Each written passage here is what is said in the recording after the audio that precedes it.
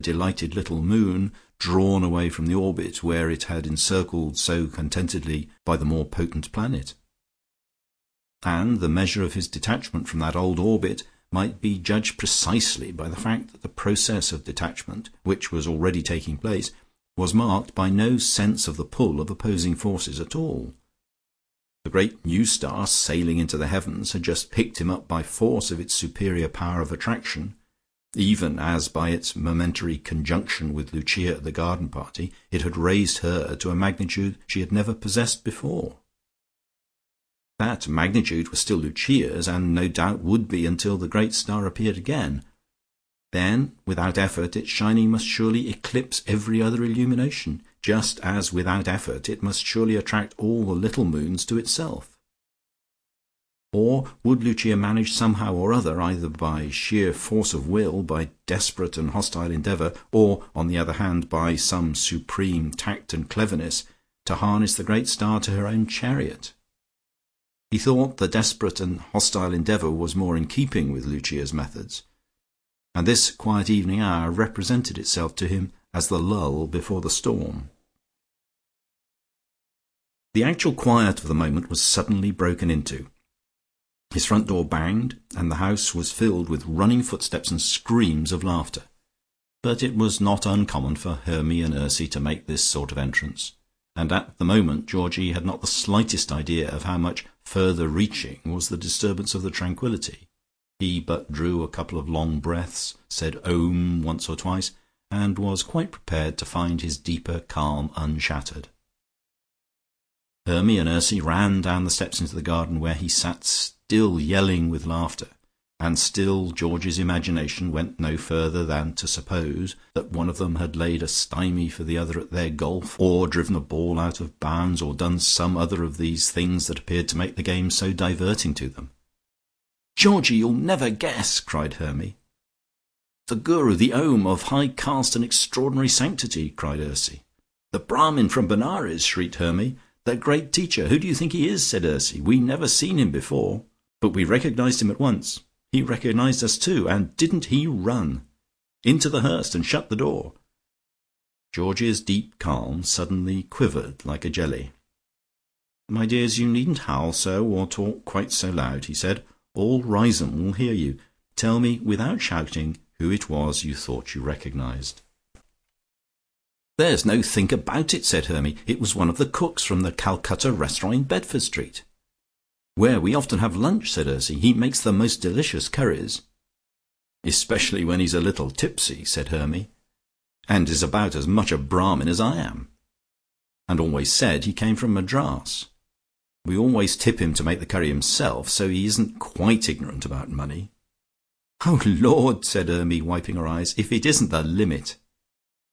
"And to think of Mrs Lucas and Colonel Boucher and you and Mrs Quantock and Piggy and all the rest of them sitting round a cook," said Ursy, "and drinking in his wisdom. Mr Quantock was on the right track after all when he wanted to engage him."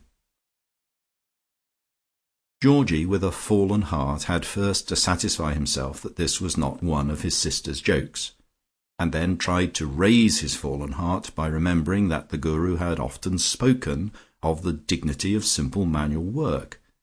But somehow it was a blow, if Hermy and Ursy were right, to know that this was a tipsy contriver of curry.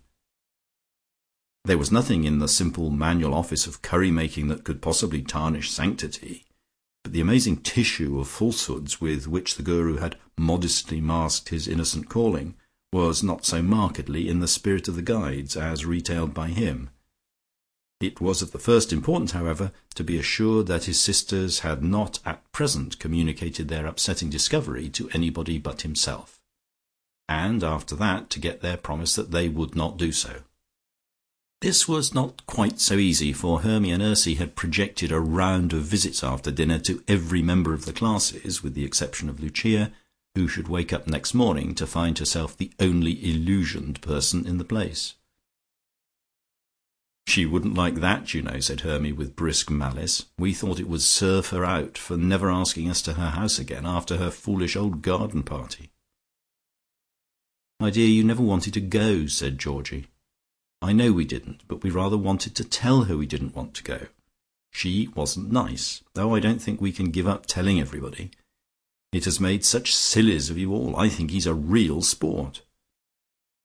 "So do I," said Ursy. "We shall soon have him back at his curry oven again. What a laugh we shall have with him." They subsided for just as long as it took Foljambe to come out of the house, inform them that it was a quarter of an hour to dinner time, and return again.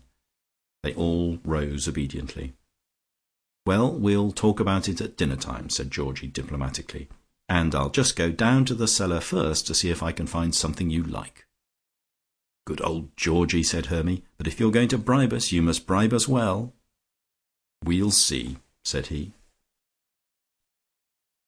Georgie was quite right to be careful over his Veuve Clicquot, especially since it was a bottle of that admirable beverage that Hermy and Ursy had looted from his cellar on the night of their burglarious entry. He remembered that well, though he had, chiefly from the desire to keep things pleasant about his hair, joined in the fun, and had even produced another half bottle.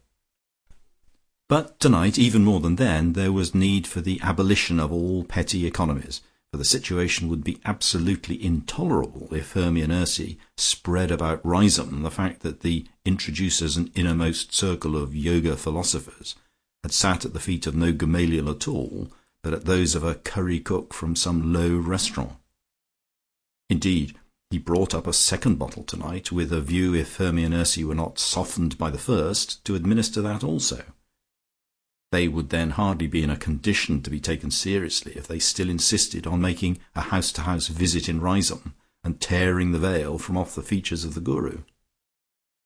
Georgie was far too upright of purpose to dream of making his sisters drunk, but he was willing to make great sacrifices in order to render them kind. What the inner circle would do about this cook he had no idea. He must talk to Lucia about it before the advanced class tomorrow morning. But anything was better than letting Hermy and Ursy loose in Riseholme with their rude laughs and discreditable exposures. This evening safely over, he could discuss with Lucia what was to be done, for Hermy and Ursy would have vanished at cockcrow, as they were going in for some golf competition at a safe distance. Lucia might recommend doing nothing at all, and wish to continue enlightening studies as if nothing had happened. But Georgie felt that the romance would have evaporated from the classes as regards himself. Or again, they might have to get rid of the Guru somehow. He only felt quite sure that Lucia would agree with him that Daisy Quantock must not be told. She, with her thwarted ambitions of being the prime dispenser of Guruism to Riseholme, might easily turn nasty, and let it be widely known that she and Robert had seen through that fraud long ago, and had considered whether they should not offer the Guru the situation of cook in their household, for which he was so much better qualified. She might even add that his leanings towards her pretty housemaid had alone dissuaded her. The evening went off with a success more brilliant than Georgie had anticipated, and it was quite unnecessary to open the second bottle of champagne. Hermy and Ursy, perhaps under the influence of the first, perhaps from innate good nature, perhaps because they were starting so very early next morning and wanted to be driven into Brinton instead of taking a slower and earlier train at this station, readily gave up their project of informing the whole of Riseholme of their discovery, and went to bed as soon as they had rooked their brother of 11 shillings at Cutthroat Bridge.